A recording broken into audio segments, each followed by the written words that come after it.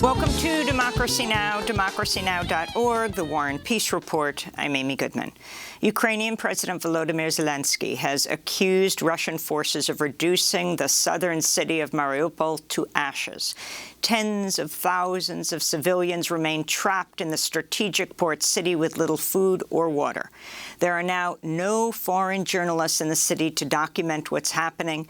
In southern Ukraine, Russian forces use stun grenades and machine gun fire to disperse a crowd of hundreds of people who gathered in Kherson on Monday to protest against the Russian occupation of their city.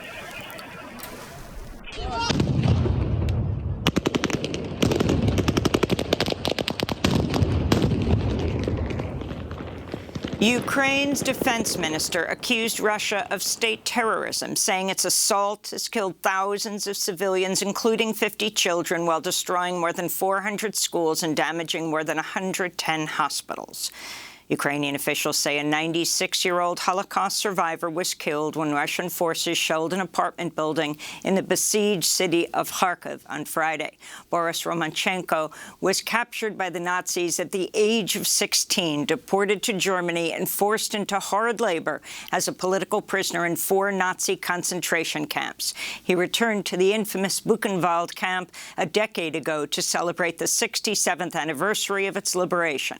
On Monday, Ukrainian President Volodymyr Zelensky contrasted the killing of Romanchenko with Vladimir Putin's claims he's seeking the denazification of Ukraine. He survived Buchenwald, Dora Mistilbau, Pinen Munday, and Bergen-Belsen, the conveyors of death created by the Hitlerites. But he was killed by a Russian strike, which hit an ordinary Kharkiv multi-story building. With each day of this war, it becomes more obvious what denazification means to them. Russia has summoned the U.S. ambassador to Moscow to deliver a formal complaint over President Joe Biden's recent remark calling Vladimir Putin a war criminal. The diplomatic row threatens to sever relations between Moscow and Washington for the first time since the U.S. recognized the Soviet Union in 1933. On Monday, President Biden claimed Putin's considering the use of chemical weapons in Ukraine, though Biden cited no evidence. And so his back is against the wall, and he's talking about new false flags he's setting up, including he's asserting that we, America, have biological as well as chemical weapons in Europe. Simply not true. I guarantee you. They're also suggesting that Ukraine has biological and chemical weapons in Ukraine. That's a clear sign he's considering using both of those. The Pentagon's identified the 4 U.S. Marines who were killed Friday after their plane crashed in a remote region of Norway.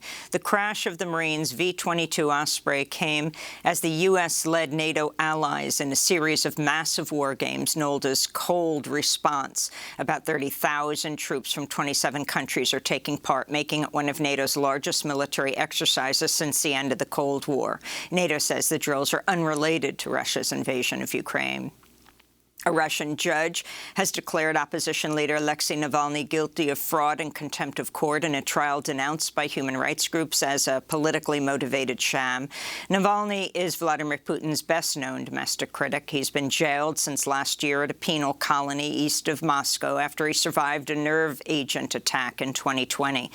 The Kremlin denied involvement in the assassination attempt. Prosecutors have asked to add 13 years to Navalny's 3.5-year sentence on a previous charge that human rights groups have also rejected. Navalny's spokesperson said the guilty verdict was expected. This is not a surprise that Putin would like to keep Alexei in prison for as long as he is in power.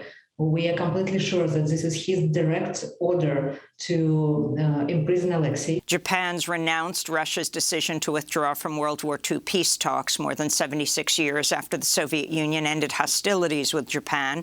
The two sides never signed a peace treaty to formally conclude the war and have been locked in a dispute over territorial rights to the Kuril Islands, which Japan calls its northern territories. Japan's Prime Minister Fumio Kishida on Monday blamed Russia for walking away from peace talks.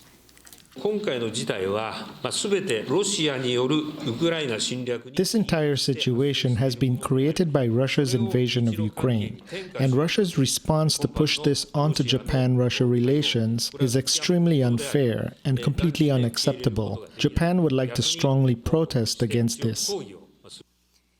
Afghanistan's health ministry says widespread malnutrition is leading to a surge of premature births and infant deaths. The ministry estimates that since January, more than 13,000 newborn babies have died from malnutrition and hunger-related diseases. That's more than 6 infant deaths per hour.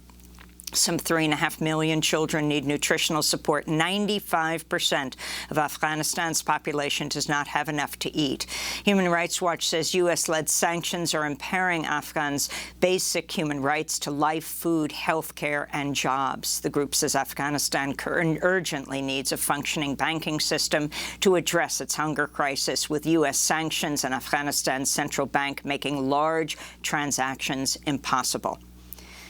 The U.S. Senate Judiciary Committee has opened historic confirmation hearings for President Biden's Supreme Court nominee, Judge Ketanji Brown Jackson, to fill retiring Justice Stephen Breyer's upcoming vacancy.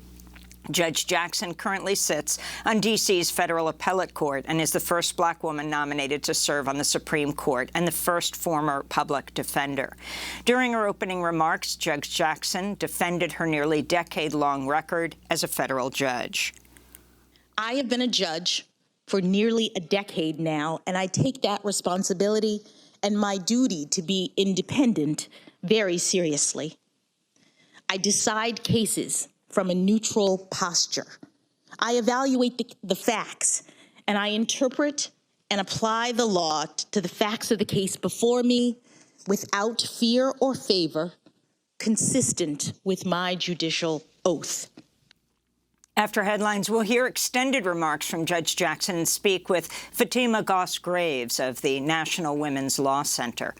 The United Nations top official warned Monday the Paris Agreement's goal of limiting global temperature rise to 1.5 degrees Celsius is on life support. UN Secretary General Antonio Guterres said countries would need to cut global emissions nearly in half by 2030 in order to have a chance of reaching the 1.5-degree target. Last year alone, global energy-related CO2 emissions grew by 6% to their highest levels in history. Coal emissions have surged to record highs. We are sleepwalking to climate catastrophe. Our planet has already warmed by as much as 1.2 degrees, and we see the devastating consequences everywhere.